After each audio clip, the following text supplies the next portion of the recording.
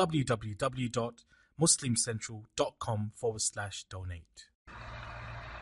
Bismillah ar-Rahman ar-Rahim. Alhamdulillahi Rabbil Alameen. Wa usalli wa usallimu ala man bu'itha rahmatan lil alameen. Wa ala alihi wa sahbihi ajma'een. Assalamu alaikum wa rahmatullahi wa barakatuh. Very often in the Quran, Allah subhanahu wa ta'ala talks about sabr. This concept of sabr is integral to our faith or our iman.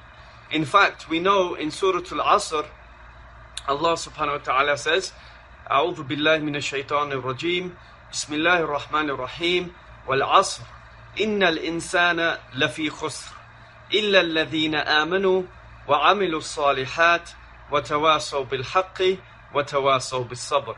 Allah takes an oath by Al-Asr or time, and He says that man is indeed in a state of loss, إلا الذين آمنوا, except those who have iman, except those who have faith, iman. وعملوا الصالحات, and they do righteous deeds. وتواصوا بالحق, and they enjoin each other to the truth. وتواصوا بالصبر, and they enjoin each other to having sabr. So what is sabr? We are told very often that we must have sabr, we must have patience. But what is sabr? The scholars of Islam have talked about sabr as being three types. The first type of sabr is sabr ala ta'atillah, patiently persevering upon obeying Allah subhanahu wa ta'ala. In other words, whenever the commands of Allah subhanahu wa ta'ala have been given to us, right, then we basically patiently persevere in doing them. For example, a person might find it very difficult to wake up for Fajr, right? But this is an obligation. This is an obligation, so he has to have patience in order to persevere and make sure that he wakes up for Fajr every single day.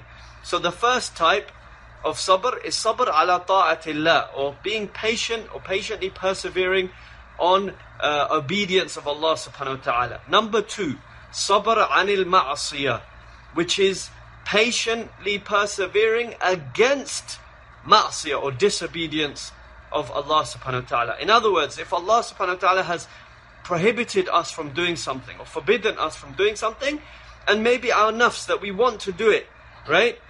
Here is where patience comes in. We must have patience in order to persevere in avoiding this sin or doing this act of disobedience to Allah subhanahu wa ta'ala. And the third type of sabr is the most common one that we all understand as patience. And this is a sabr ala qadarillah, right? This is having patience with respect to the decree of Allah subhanahu wa ta'ala. So when Allah subhanahu wa ta'ala decrees something that you in your heart, you might think that, you know what, this is difficult for me, this is painful, this is, if a person loses his job or loses, a close family member or something like this, then we have to be patient.